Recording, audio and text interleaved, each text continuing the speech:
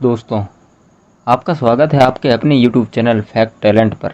आज हम देखते हैं कि कैसे बनती है एक बुलेट प्रूफ कार, उसकी कीमत और उसकी विशेषताएं, और बुलेट प्रूफ कार कितना माइलेज देती है।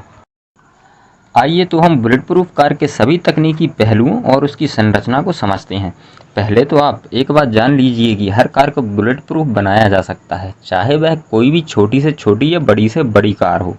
तो इनको बनाने के लिए पहले तो पूरी कार को खोल लिया जाता है, मतलब दरवाजे, सीट वगैरह सब अलग अलग कर लिए जाते हैं। इसके बाद पूरी कार की बॉडी में स्टील, केवलार और नायलॉन मटेरियल की प्लेट इस तरह से लगा दी जाती हैं कि ये कार को इतना मजबूत बना देती हैं कि बुलेट इसको पार नहीं कर सकती। अब हम बात करें, अगर कोई गाड़ी के नीचे ग्रेनेड फेंक दे तो इसके लिए भी एक आर्मर्ड स्टील बनाया गया है, जिसे कार की फ्लोर पर नीचे साइड लगा दिया जाता है, और ये आर्मर्ड स्टील हैंड ग्रेनेड और इसके लेवल का कोई भी विस्फोट हो उसको सहन कर सकती है। इसी प्रकार से कार की छत को भी प्रोटेक्ट किया जाता है। दोस्तों, अब बात आती है शीशों की।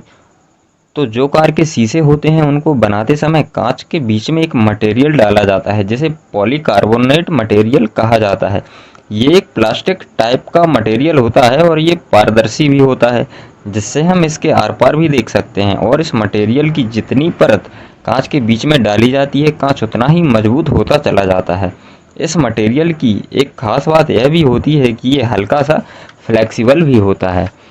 अब होता यह है, बुलेट जैसे ही शीशे से टकराती है ना, तो वो शीशे को सिर्फ उस हिस्से को तोड़ पाती है जहां वह टकराती है, और बुलेट की एनर्जी पॉलीकार्बोनेट मटेरियल की वजह से साइड में फैल जाती है। इस प्रकार कई लेयर होने की वजह से बुलेट कार के ग्लास को पार नहीं कर पाती। लेकिन दोस्तों, यदि बार बार ग्लास के उसी हिस्से पर वार किया जाए तो एक टाइम ऐसा भी आएगा कि ग्लास पूरी तरह से टूट जाएगा और अब बुलेट कार के शीशे को पार करने लगेंगी। इसलिए एक्सपर्ट लोग जो होते हैं वो इस शीशे को बुलेट प्रूफ कहने की बजाय बुलेट रेसिस्टेंस ग्लास कहते हैं, क्योंकि कोई भी शीशा पूरी तरह से अभेद्य नहीं हो सकता। दोस्तों, अब टायर की बात आती है तो टायर को भी तो प्रोटेक्शन देना ही पड़ेगा, नहीं तो टायर में गोली मारकर उसे पंक्चर करके पूरी गाड़ी को छल्ली किया जा सकता है। तो इसलिए इन गाड़ियों में दूसरे प्रकार के टायर्स का उपयोग किया जाता है, जिन्हें रन फ्लैट टायर सिस्टम कहा जाता है। इन टायर्स की प्रकृति नॉर्मल टायर से पूरी तरह अलग होती है। इस टायर में एक यूरेटिन सपोर्ट रिंग डाला जाता है और इसकी व्हील भी स्पेशल होती है। इसमें टायर के अंदर एक सेंसर लगाया जाता है जिसे TPMS मतलब टायर प्रेशर मॉनिटरिंग सिस्टम कहते हैं।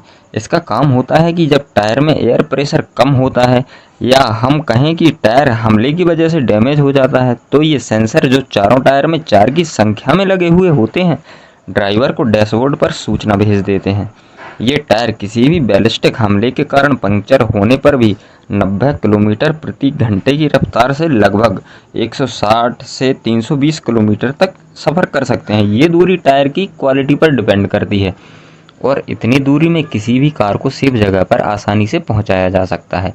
अब आपका ये जानना भी ज़रूरी है कि इस सब प्रक्रिया के बाद गाड़ी का वेट बहुत ज़्यादा हो जाता है, तो ब्रेक सिस्टम कैसे काम करेगा। तो इसके लिए कार ब्रेक सिस्टम में OEM ब्रेक पैड और रोटर डिस्क का इस्तेमाल करते हुए उन्हें अपग्रेड किया जाता है, और कार के वेट को ध्यान में रखते हुए सस्पेंशन का भी इस्तेमाल किया जाता है।